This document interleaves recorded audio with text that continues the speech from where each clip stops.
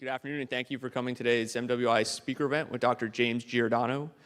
Dr. Geridono is a professor in the Department of Neurology and Biochemistry, chief of the Neuroethics Studies Program of the Pellegrino Center for Clinic Bioethics, and co-director of the O'Neill Pellegrino Program in Brain Science and Global Health Law and Policy at Georgetown University Medical Center. As well, Dr. Geridono currently serves as an appointed member of the United States Department of Health and Human Services Secretary Advisory Council on Human Research Protections. He is a researcher and task leader of the European Union Human Brain Project and has served as an appointed member of the Neuroethics Legal and Social Issues Advisory Panel of the Defense Advanced Research Projects Agency, DARPA, and Senior Advisory Fellow of the Strategic Multi-Layer Assessment Branch of the Joint Staff of the Pentagon. It's quite a bit. In his spare time, he has authored over 260 publications in neuroscience and neuroethics, 7 books, and 13 government white papers on neurotechnology, ethics, and biosecurity, and is an editor-in-chief of the International Journal of Philosophy, Ethics, and Humanities in Medicine. Dr. Geridono, thank you for joining us today. Thank you very much. No, don't applaud now. Wait till the end, because the performance pressure is much too severe if you do that. And my thought is you're probably not going to applaud at the end, but what I'm going to hear is the slamming shut of your sphincters with fear. That's good. That's been successful. It's a pleasure to be here. It's a real honor to be here. Is that Yoshi in the audience? Hello. No PDAs, but I do want you to come up and say hello. Your mother says hello. Everybody has a mother, I know hers. So what we're here to talk about today is the fact that the brain is and will be the 21st century battlescape in many ways. End of story. We could stop it there and I could let you go back to your respective units and think about that for a while, but I'm here to tell you absolutely, as much as there's a big old Tyrolean nose on this face, that you will encounter some form of neurocognitive science that has been weaponized not only in your military career, but in your personal and professional lives, irrespective of whether those two things coincide or not. So the idea of the brain as the battlescape is very important, and more importantly is this other acronym that's up there, which is WMD squared. Please get used to this, because this is going to be part of the idea of irregular warfare and ongoing military innovation in your careers. Weapons of mass destruction and disruption.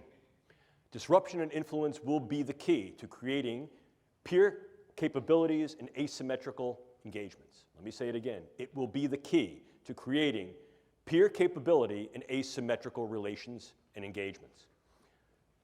If we talk about what brain science is, let me just give you a little bit of brief background on this field that is now called neuroscience. As a titular field, as a named field, neuroscience has only been in existence for 40 years. I know that because I've been a neuroscientist for about 38 of those 40 years. When I first applied to get into a program in neuroscience, there were only 4 neuroscience programs in the continental United States. 4. Right now, at this particular point, there are well over 200 dedicated university and collegiate programs, several programs at the junior college level, several programs at the high school level, and many, many dozens of independent think tanks and philanthropic organizations solely devoted to brain sciences. That's just here in the United States. Furthermore, what becomes critically important for you to understand is that brain science is not just a United States enterprise or effort, nor is it singularly an effort of the United States allies worldwide. Increasingly, it is becoming an international, multinational, global, and independently exercised event and endeavor, which increases the capability of the brain sciences to develop not only new theories, but ever more sophisticated tools. I like this slide a lot because what it presents for you, ladies and gentlemen, is essentially a century-long history of brain science, even before it was called neuroscience. Look, let's face it, for as long as human beings were looking in some reflective pool and recognized that the thing looking back at them was themselves, there was some interest in what makes me, what makes me think, what makes me feel, what makes me behave the way I do and you behave and think the way you do. What is my sense of self? Do I have free will, and what is the nature of that? And how can we affect that in a variety of ways that go from the non-kinetic all the way to the kinetic? If we take centenary jumps into the era of the Enlightenment, we can see the great thinkers that came before and during the Enlightenment, inclusive but not limited to people like René Descartes, pondered the idea of what that means. Cogito, ergo sum. I think, therefore I am. The inverse of the statement that in many cases was implicit but now becomes ever more explicit is what makes me think. And if I can understand what makes me think and makes you feel, then that understanding may in fact flavor, if not directly influence, the way you and I interact. But more than that, if in fact I understand how it is that your brain does what your brain does, I may be able to access your brain and affect your brain, indirectly and directly. And what this allows us to do is to create tremendous potential and possibility and probability, potential, possibility, and probability of what the brain sciences can do and will do. Remember these three letters, A, and A. Keep them as your viable mantra for the duration of this course, today, and throughout your professional careers and each and all of the opportunities that you have to interface and try to understand the power that the brain and cognitive sciences can yield. A, the ability to assess the brain and its functions. A, the ability to access the brain on a variety of levels, from the subcellular all the way to the social. And A, the ability to affect the brains and the individuals in which those brains are embodied and the ecologies in which those individuals enact, engage, encounter, from the level of the individual to the group, to the community, to the populational. Look at the power that understanding tools and techniques of the brain sciences afford. It's there before you on the screen. Obviously, if in fact this gives me some insight to the way people interact, inclusive of the way they may interact in bellicose, aggressive, violent, and volatile ways, and it also confers upon me certain powers to be able to influence that, alter that, change that, mitigate that, then clearly I'm able to use the brain sciences, as we have tried repeatedly in the past, to influence the postures and capabilities not only of our own individuals who are engaged in warfare, intelligence, and national security operations, but those who seek to threaten us. In other words, we can utilize these things in national security, intelligence, and defense. Please look at the timeline. A mere 10 years ago, in 2008, the National Academy of Sciences National Research Council convened a group to create a report dedicated to if and why and how brain sciences might be viable, valid, and of value in national security, intelligence, and defense operations. And in 2008, they did a 5-year retrospective and came to the conclusion that although these things may be valid, their relative viability and value at that particular time rendered them not ready for prime time play. Our group, working with others internationally, inclusive of the Nuffield Council in the UK, proceeded forward from 2008 and did a slightly deeper dive, looking at international capabilities, limitations, and delimitations in the brain sciences, and came to a very, very different set of conclusions. Not only were the brain sciences increasingly being considered, interested, and used for possibilities of national security, intelligence, and defense, but they would continue to be so as more and more countries internationally developed the capabilities and the specialized agendas to be able to look into the brain and affect the brain. So much so that by 2014, the exact same committee reconvened and recognized at that time that the brain sciences indeed were ready and in operational prime time for warfare, intelligence, and national security agenda. In other words, it is valid, valuable, and already in operational play. The brain is the current and future battle space, or at least one that can be leveraged in those ways to be able to create tremendous effect with fairly little investment of engagement. In other words, what it allows us to do is assess the brain, access the brain, and affect the brain. I'll unapologetically repeat myself throughout this lecture to drive home this point with regard to these capabilities, because each and all have gravitas importance and operational leverageability. That said, what are these techniques and technologies that have rendered this capability and, if you will, geopolitical, military, and social power? Well, I have them here before you. Generalization, we could parse them down into two discrete domains. First, the assessment neurotechnologies that do exactly as the name would imply. They are based upon various tools that we can use to assess those structures and functions of the brain that may be involved in those processes of cognition, emotion, and behaviors. Humans are tool users. Rarely, however, do we turn over a rock, look around a corner, or peer under the bed just to know what's under there. We use, at very, very least, the knowledge we have gained from turning the rock over and looking under the bed or around the corner. And very often, those things that we find under the rock, under the bed, or around the corner become tools for us to use in a variety of other engagements. Brain science, like any other science and technology, is no different. Earlier in the day at lunch, Major and I had a conversation about the viability of different types of research. Science for science's sake. Science just to know because that's where your interests lie. Oh, look, I've been an academic for well over 4 decades, And I can tell you that that kind of research is wonderful. But when that research is generated for a purpose and when it's funded and when that purpose deals with those things that are near and dear to the health, survivability, flourishing, and protection of kith and kin, then that research is operational research that has an end goal of use. This is what this is about. It's not just a question of trying to figure out what makes the brain tick and the way it's built. It's can we get in there to affect the ticking and talking, and by affecting the way that brain is built and the way it functions, influence in ways that are kinetic and non-kinetic, the attitudes, beliefs, thoughts, emotions, activities, and relative vulnerabilities and predispositions of those individuals for whom both we are responsible in terms of our own forces, perhaps to make them better, more insulated against injury, operationally protected and enhanced, and those who may threaten us. To do that, we need to intervene. So the other dimension of these neurotechnologies are interventional neurotechnologies. Now, I'm not going to bring you down the rabbit hole into what each and all of these things do, because you don't want to be a neuroscientist, and I'm certainly not going to make you a neuroscientist in an hour. But I think it becomes important to dial into a little bit more clarity and with further granularity what we're really talking about when we talk about these relative assessment and interventional technologies. In the former case, probably the one that gives the most rise to both provocation and contention, are various forms of neuroimaging, the ability to image the living brain, to be able to see what brain areas are differentially active as we engage in different thoughts, feelings, emotions, and tasks, and to then correlate the interaction of those nodes and networks with discrete patterns that occur not only in individuals, but in groups of individuals. In other words, if I can see how this gentleman's brain works, whether he's awake or falling asleep, thought I'd catch you. The idea there is that I can then understand, I'm only kidding, I can understand better, relax, I can only understand better not only what makes him happy, agitated, engaged, or tired, but I can then in some way alter my discourse to be able to make him feel happier, more engaged, and less tired. In so doing, I can take the information I have about the way a brain works and I can put it to good use, practical use.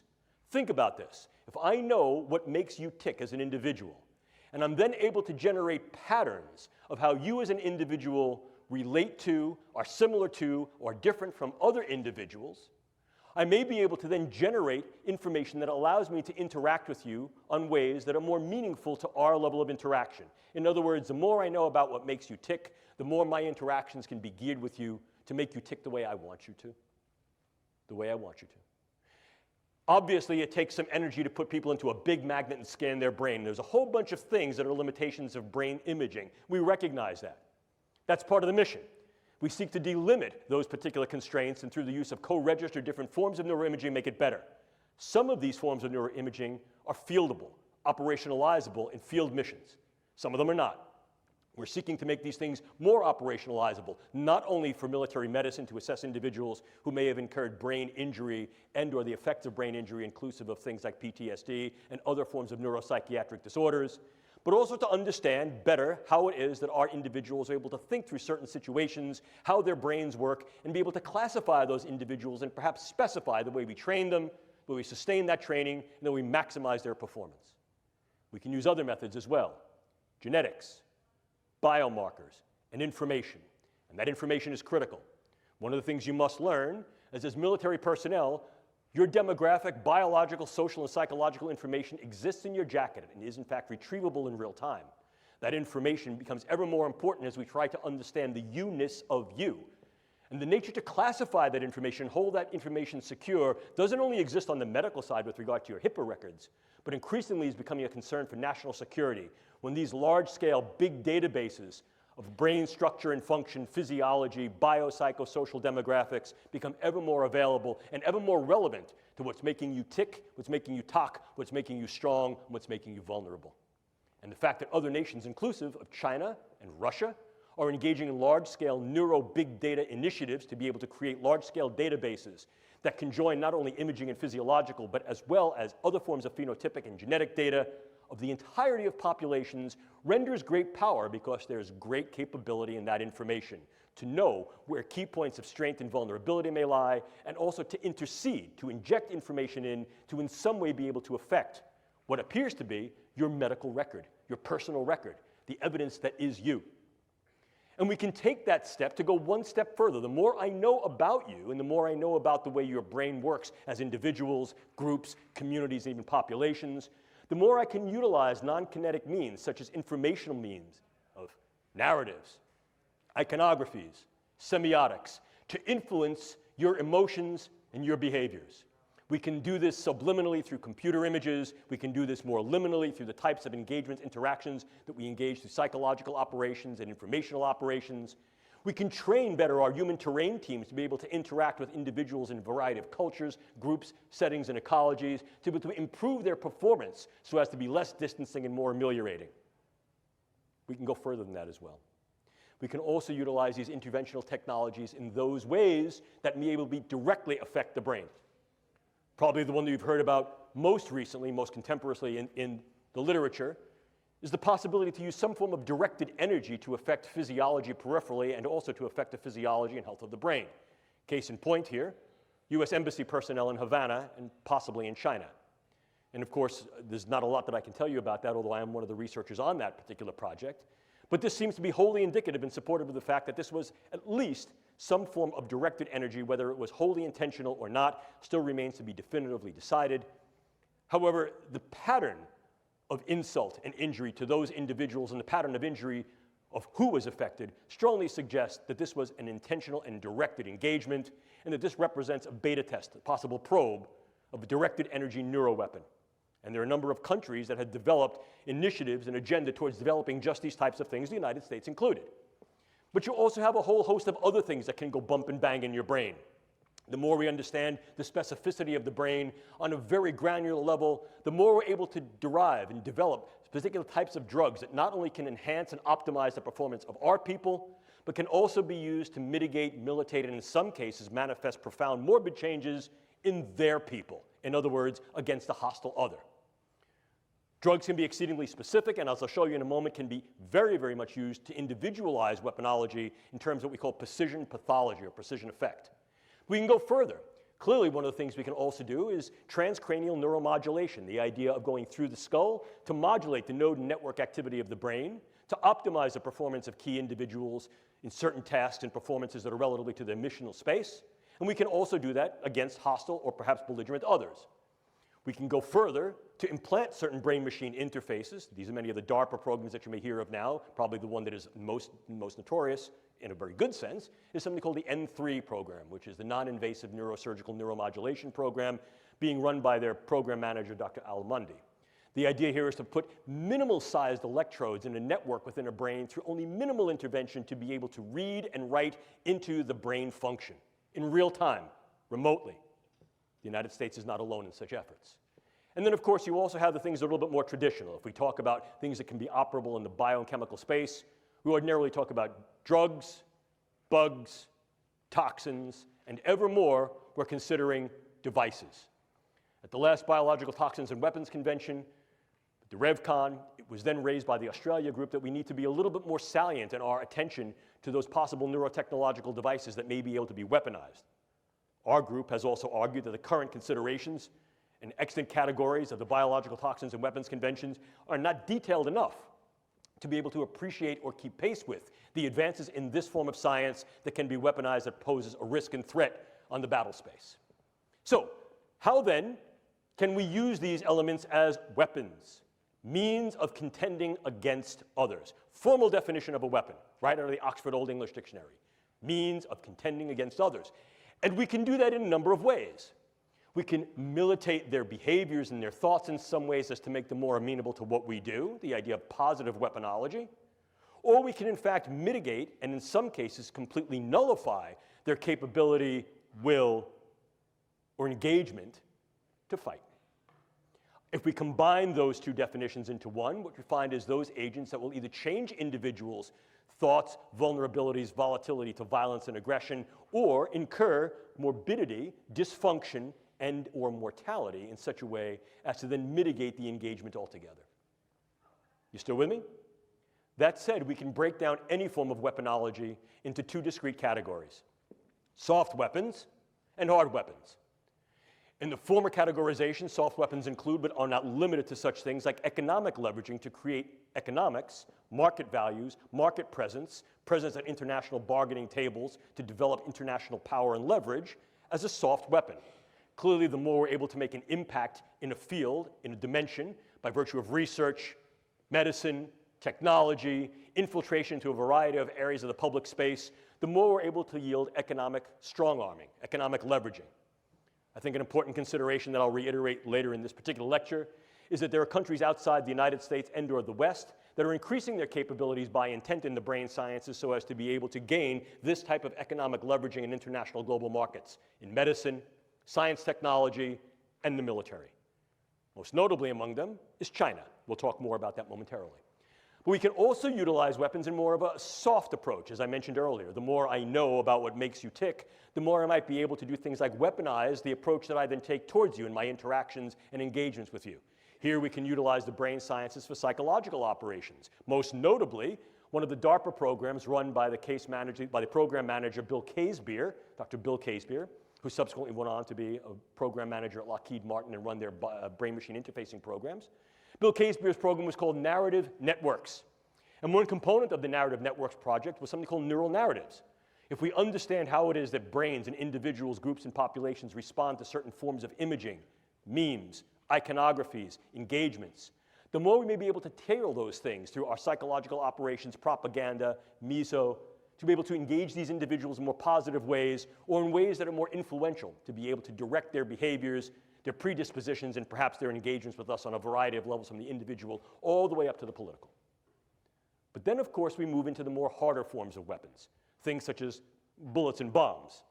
And here, once again, let me reiterate what we're talking about on the neuro side are drugs, bugs, toxins, and devices.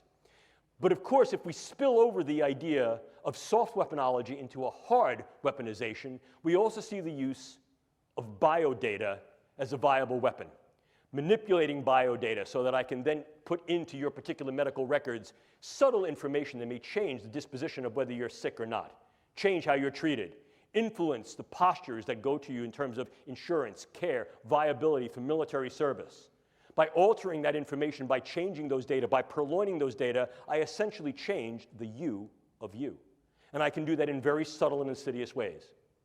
Furthermore, I can do that on a variety of different levels that can affect key individuals so that, in fact, your medical record changes to thereby render you incapable or at least invalid to be able to serve in a way you're serving. Or I can do that on a much larger scale, groups, populations. And if I change those data, I change the way you're being regarded and treated. And I can do that in one of two ways. I can do it in such a way that you're going to be regarded in a negative sense, or I can do that in such a way that I'm going to treat you incorrectly. If I say, for example, you have a particular allergy, or you have particular sensitivities, or you have a particular disorder, you will be treated for that, and that could then harm your health and your stability in both a short wars approach as well as a long wars approach. But if we take a look at this in a little more detail, you can see that once again it folds back to the idea of what can we do to ours and what can be done to others. Clearly, one dimension, one domain of operational viability and value is to enhance the capabilities of the combat and intelligence operator across a range of scalabilities in both general purpose and more select forces. And this is the idea of neuroenablement. Neuroenablement. You will hear this referred to in a variety of different ways. Performance optimization, enhancement, enablement, maximization. These terms mean something. A number of years ago, our group was tasked with the Air Force to develop a lexicon, a nomenclature, that would be able to define these in more precise ways. And I'll not bore you with that now. But the idea of enablement gives forth, I think, a particular meaning that's relevant. You're enabling individuals to do some aspects of a performance of a task that is germane and justified to their operational mission and that is, in fact, done with regard to protection of their charges. So in other words, we're saying, we're going to make you good to go, and we've decided that this is good. The reason this can become problematic, of course, is that what definition of good are we using? What we define, whoever the proverbial we may be, to be good, might be quite different than what they, whoever the proverbial they is. And as a consequence, we have to keep a much broader window of opportunity and possibility open to be aware for the potential benefits, burdens, and risks that this type of engagement may pose. What types of things can we do to make our people better, if you will? Well, certainly we can use a variety of advanced psychopharmacologics and neuropharmacologics, in other words, drugs. And I refer you to a wonderful book written by a colleague of mine, Professor Jonathan Moreno, called Mind Wars. First edition came out in 2006, second edition came out in 2012. And Professor Moreno does a very good job in defining and explaining the history and historicity of the way the brain and cognitive sciences had been used in national security, intelligence, and defense operations, both by the United States and more globally.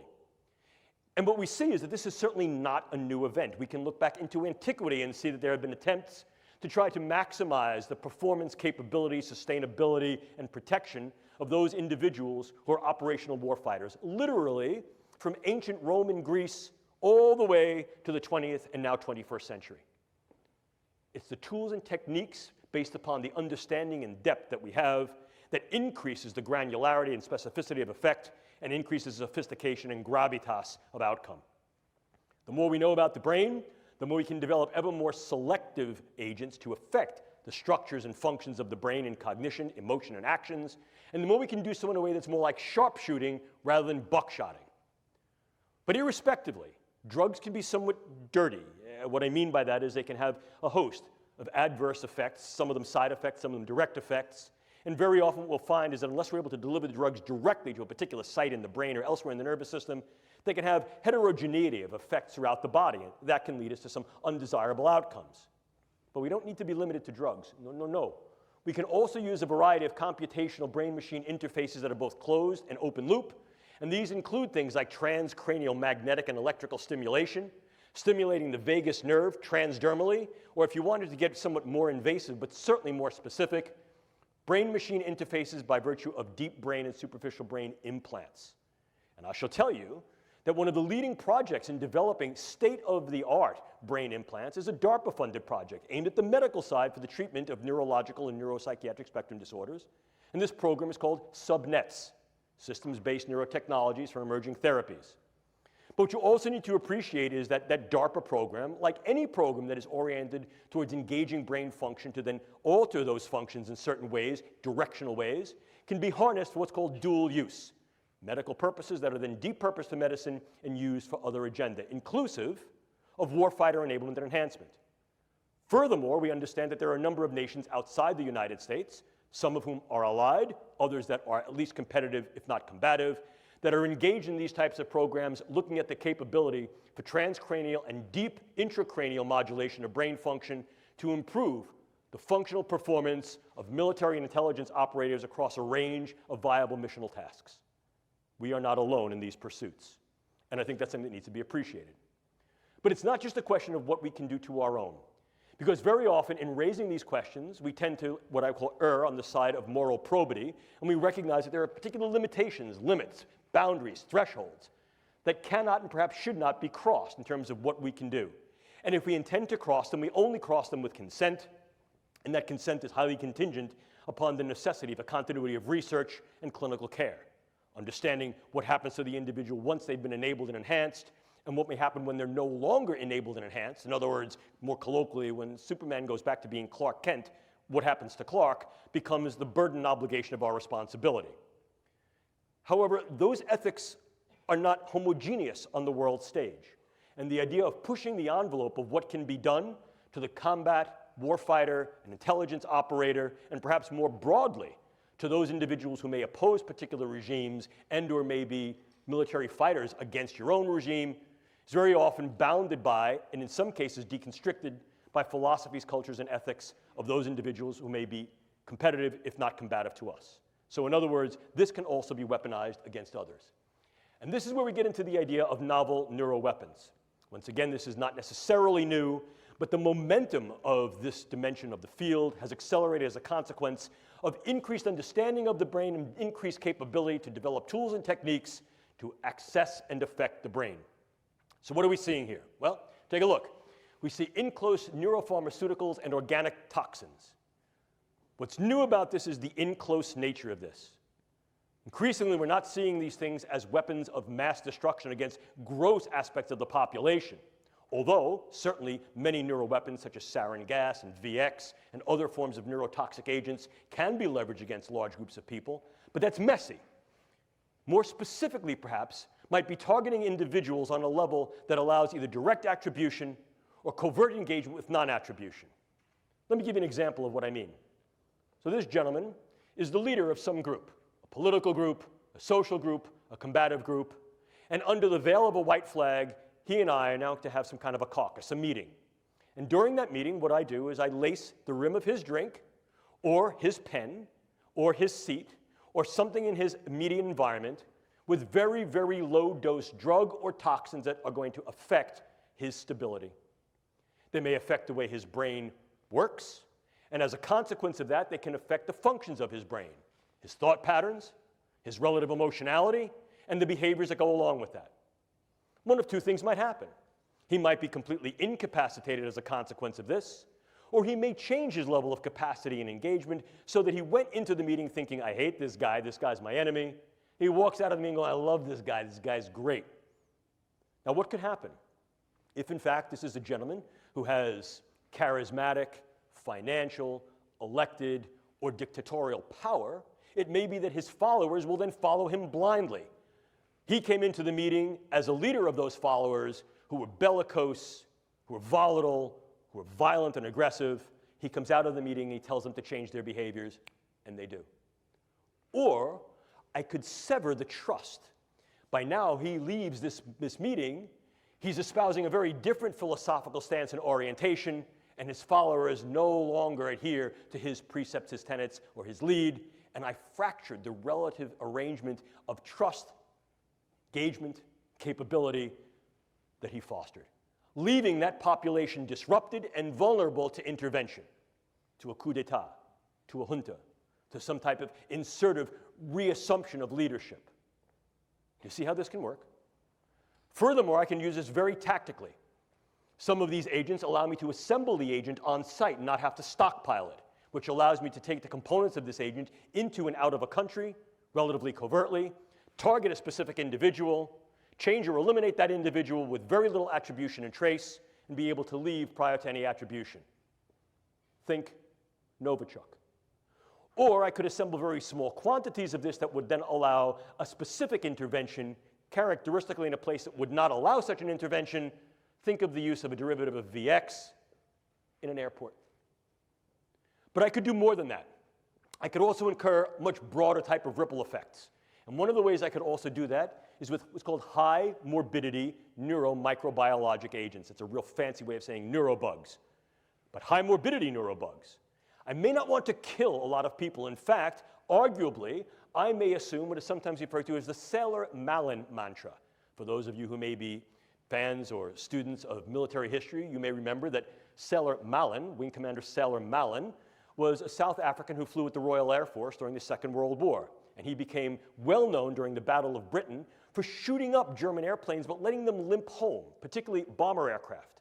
And they would ask Sailor-Malin, oh, Wing Commander, why didn't you shoot that plane down? And his adage was simple. Better to have that plane return home with wounded crew who are spitting up their lungs, one dead crewman that they had to attend to and therefore divert their missional capability while in flight, than shoot them down. Because the psychological effect will be rippling and devastating. This is sometimes referred to as the Malin effect. What can I do? I can use a particular bug that I may be able to now modify through the use of gene editing technique that is ubiquitously available and fairly easy to use to take a bug that was previously relatively benign and non-pathogenic and make that bug virulent, pathogenic, dangerous. And then what could I do? I could introduce that bug in key sites. Des Moines, Seattle, Tampa, Newark, Houston. I'd get a few people sick. I'd do it on an airplane, do it at an airport, do it at a sporting event, do it on Black Friday. And then what I would do is I would take credit for that, but I'd want to make sure that at least part of the symptomatic constellation was not only neurological, was profoundly psychological. Agitation, debilitation, sweating, stomach problems, sleeplessness, cardiac problems, things that are what we call top-down neurological in their effect, brain to body and body to brain in the bottom-up cascade. Then what I would do is I would get on the internet, and I would put out over the internet, I did it. Oh yes, I'm that dangerous G group that you should all be afraid of. And in fact, this is far more ubiquitous than I let on. These are only the first cases. I've let these buggies go all over the country, and your early warning signs are agitation, anxiety, worry, sleeplessness, stomach problems, heart problems. What have I done? I've rippled the sheets of the worried well. At first blush, I get every hypochondriac running to their physician, but at second and third blush, I get those individuals who begin to become worried that they may have been exposed to this, that their children may have been exposed to this, that their loved ones, their kin, their kith may have been exposed to this. Of course, the physicians, the CDC, the Public Health Service comes back and says, no, that's not what's going on. But I get back on the internet and I say, oh, don't you listen to that. That's fake. That's false. Your government knows what's going on. They can't do anything about it and they can't treat you. They're going to end up quarantining you. How many people would I need to affect? We modeled it. Somewhere between 12 and 240. What would be the effect? Hang on, folks. Within 41 to 45 days, we would crash the United States public health system. Crash it. In so doing, I render the United States infrastructure vulnerable, either there or elsewhere. See the ripple effect? See the disruptive effect? I can disrupt an individual from the level of their cell to their system, and disrupt individuals on a variety of levels, from individuals all the way up to the social fabric. And that social fabric may go even further. It may be geopolitical. I need you to think just for a moment, if you could, why would it be of any value at all to affect, disrupt, and disable individuals who are U.S. Embassy personnel in Havana? When did it happen? What was happening? What would be the benefit in fracturing a growing economic, political, and social trust in that part of the world? Who would benefit? What would be the long-term effects, for example, of at least indicating that U.S. Embassy personnel and Foreign Service personnel are vulnerable to these types of threats? Could you, in fact, pair the threat with some type of conditioned stimulus? So now what you're able to do is to evoke a response in the worried well. I only offer possible suggestions for your speculation and your consideration, if you will. We can even go further. One of the newest developments is that nanoparticulate matter can be stabilized for distribution. If you're not aware what nanoparticulate matter is, it's that matter which exists on a scale of 1 × 10⁹. Very, very small. Smaller than a cell. And we can manufacture materials that have discrete properties that can be controlled by virtue of bioengineering and their physical chemistry. To auto-aggregate, to be able to aggregate in particular areas based upon their biological and or chemical sensitivity. But now we go one step further.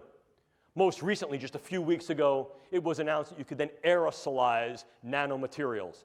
And go one step further, I can create small robotic units, controllable robotic units at the nanoscale, and that these too can be aerosolized to create a nanoswarm of biopenetrable materials that you cannot see, that can penetrate all but the most robust biochemical filters, that are able to integrate themselves through a variety of membranes, mucous membranes, and wherever, mouth, nose, ears, eyes, can be then uptaken into the vascular system to create clumping, can affect the vascular system of the brain, or can directly diffuse into the brain space, and these can be weaponized.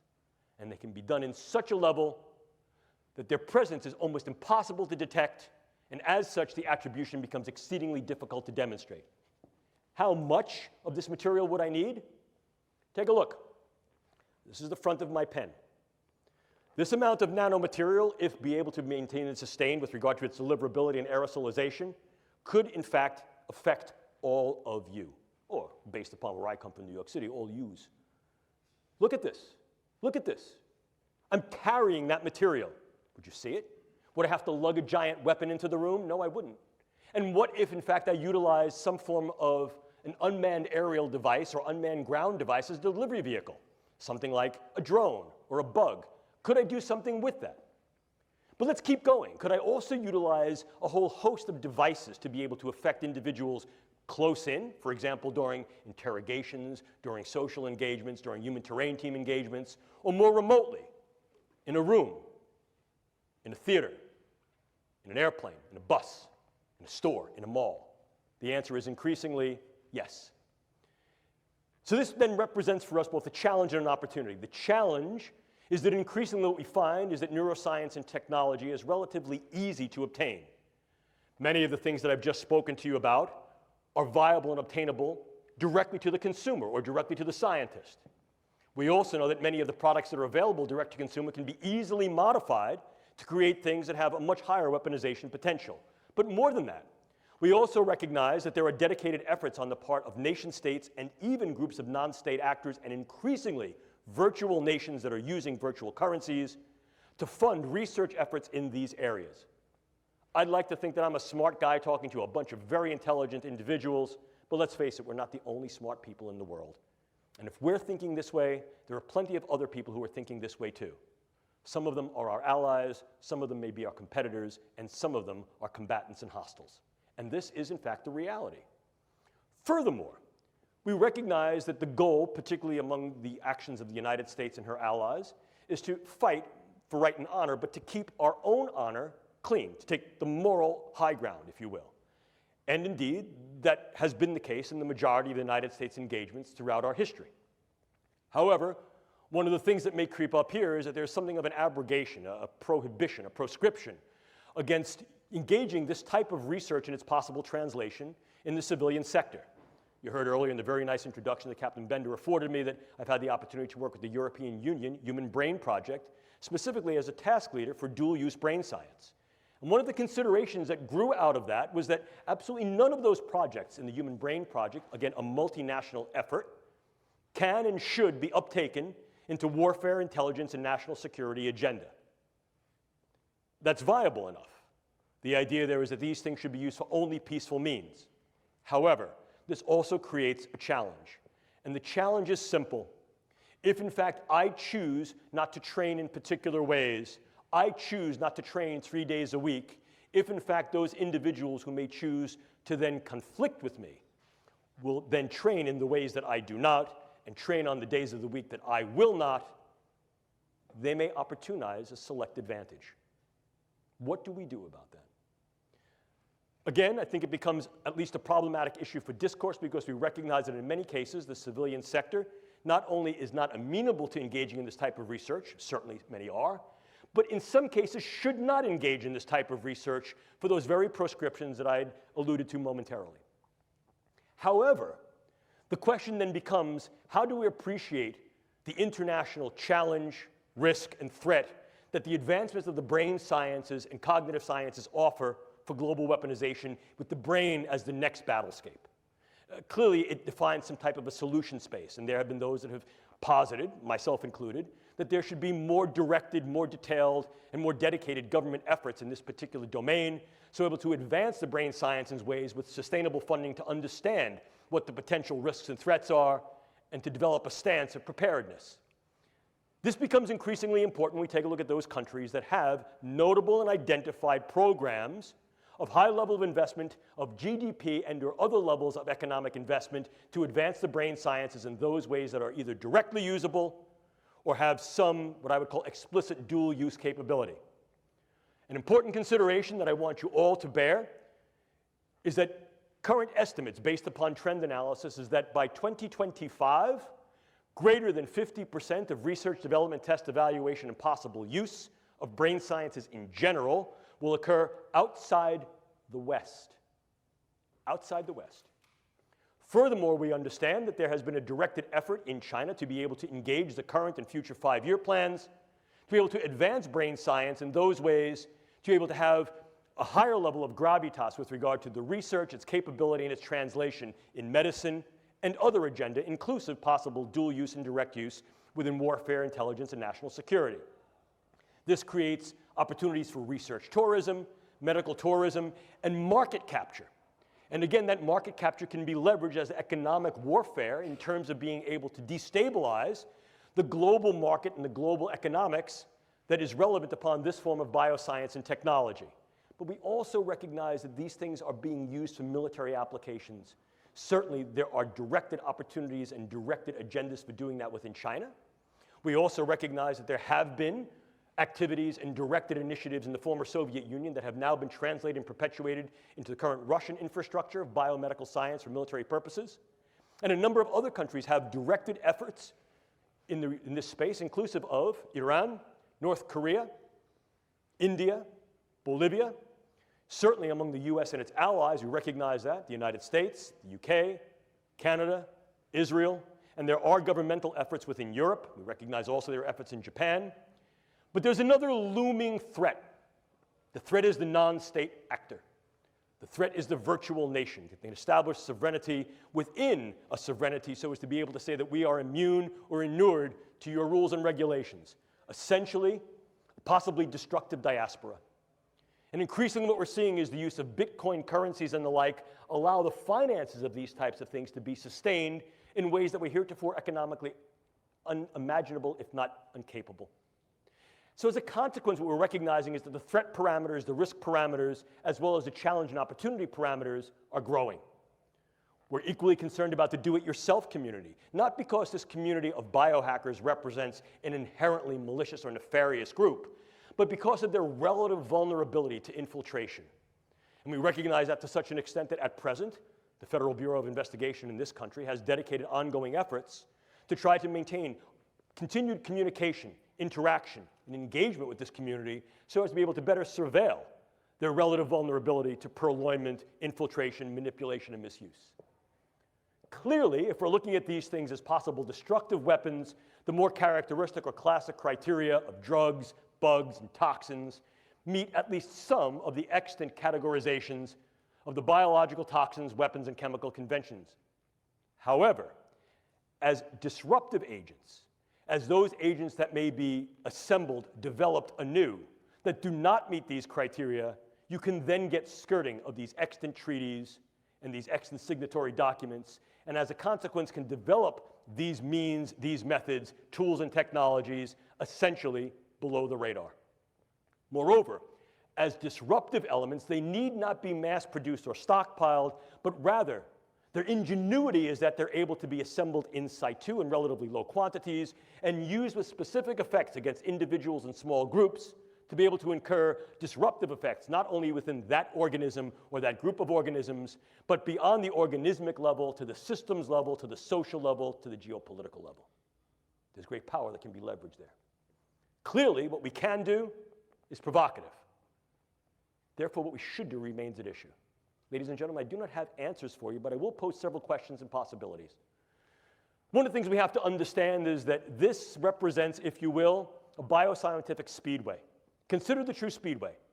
Lots of entries. I've already shown you the entries. Very fast pace. The speed of translation from concept to construct in the brain sciences is about 60 calendar months, and increasingly that's being compressed. So the developments in the brain sciences that reach a tech readiness level can be achieved within 48 calendar months. It's very fast. Certainly we know not only there are many entries, it's very fast, but the prizes are tremendous. Economic prizes, prizes of notoriety on the biomedical front, prizes of power, capability, and weaponization on the WINS front. Weaponization, intelligence, national security front. We also recognize that there are risks and possible harms, not only to those who are on the track, but to those who surround it. So the idea is, if in fact we're going to move into this space, how can we move into the space with some prudence? How do we move into the space pragmatically? And how do we move into the space in such a way that is prepared? Our group was tasked with developing these protocols and paradigms, and we refer to them as the operational neurotechnology risk assessment and mitigation paradigm. The on-ramp to the neurobiotechnological speedway, if you will. I won't bore you by reading the slide, but I do want you to pay particular attention to the lower box. That's Zig Brzezinski. In 1970, he was prescient, had foresight, and said in 1970, in the coming decades, we will see an increasing viability and value of being able to affect the neurocognitive space. There was something of the sort of crystal ball in that statement. We are there, and increasingly will be ever deepeningly there based upon not only our own initiatives, but those initiatives of groups around the country. This is a space that we need to at least be prepared for. A simple precautionary principle will no longer obtain. Why? Number one, it shouldn't. Number two, it's anachronistic. Just because we recognize that in some cases, the risks may be high and there may be certain benefits, a simple precautionary principle says if the risks or threats outweigh the benefits, don't go. However, we need to also be equally preparative and take a more advanced precautionary principle that says we must examine the potential, the probability, and the possibilities of what those risks and threats are relative to the benefits of a stance of preparedness. And preparedness very often includes engaging the research to understand how these things work and how they can be used. How do we do it? Well, these are some of the contingencies that I offer simply as proposition for you. I ask you to consider them. Number one, what is the technical rightness of any and all form of neuroscience and technology in these types of agenda? What are key situational variables that may be germane to its use or non-use? Is there evaluation or some revision of the various ethical concepts that may be able to guide these uses in practice? And might we need to develop, in some cases, new frameworks, new foundations of ethics that are more applicable, given the fact that the science and technology may be running at a speed to which our ethics and policies may not yet be apace?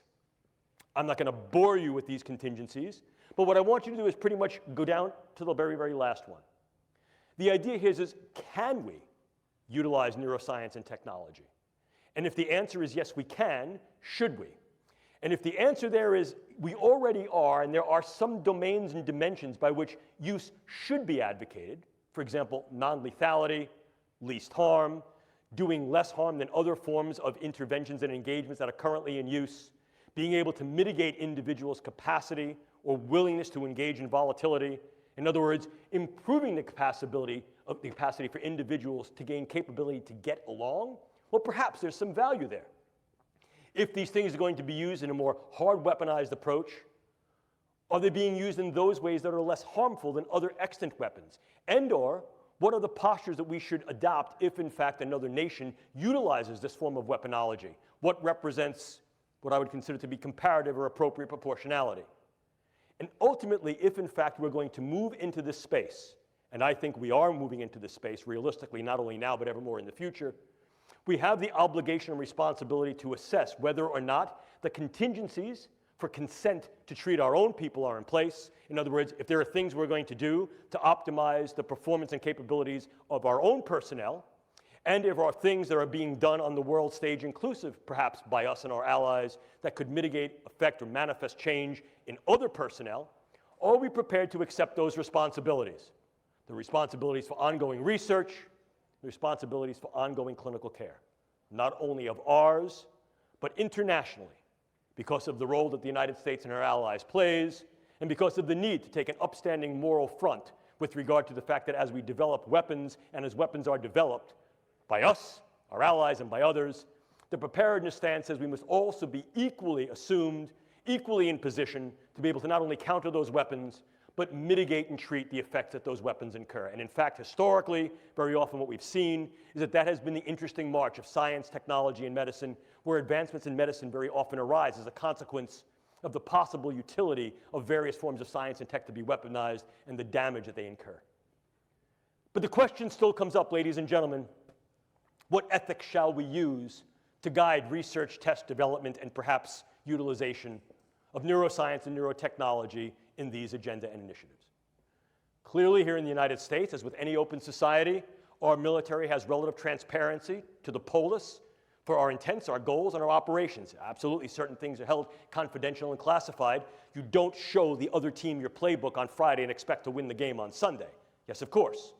And information we may understand about what they're doing by virtue of our deep and our intermediate surveillance may also be kept close to the chest, if you will. But the transparency of military intent, operations, goals, and interventions here in the United States has been paramount to the nature and fabric of our infrastructure, our politics, and our government. And the same is true for our allies. So at least part of this needs to be at least relevant to, afforded by, and guided through civilian ethics. Why? Because in many cases, it is the civilian institutions that to date have been involved in at least some of the research and development that can be uptaken into dual or direct use agendas. And as such, these things are subject to, and I think validly subject to, civilian ethics of science and technology or biomedical ethics.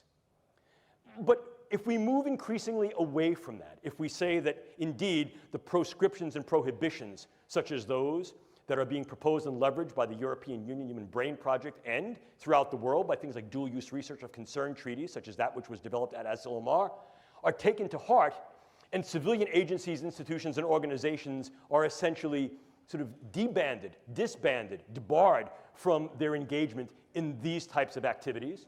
Who then will uptake the torch? Increasingly, there's been some interest, consideration, and real discussion as to reinvestment in government agencies and government-sponsored agencies that are specifically and explicitly dedicated to these pursuits. So to avoid any confusion what the intent is, and to also avoid any confusion as to who's doing what. We don't want to get another scenario, such as we do with Robert Oppenheimer looking at the first test of the atomic bomb and going, "What have I done? I am death." Dr. Oppenheimer, what did you think you were doing?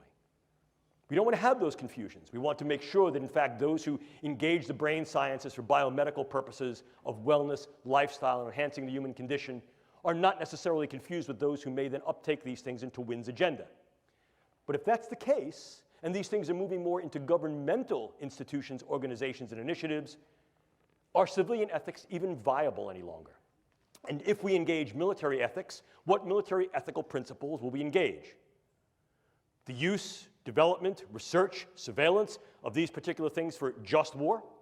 And if in fact these things are not used in a strictly warfare fashion where war is declared by the use of these agents, yet they still tend to be bellicose or disruptive, can we then say that we can justify their use? In other words, not just a just war, but their just use within this frame of conduct, whatever this may be.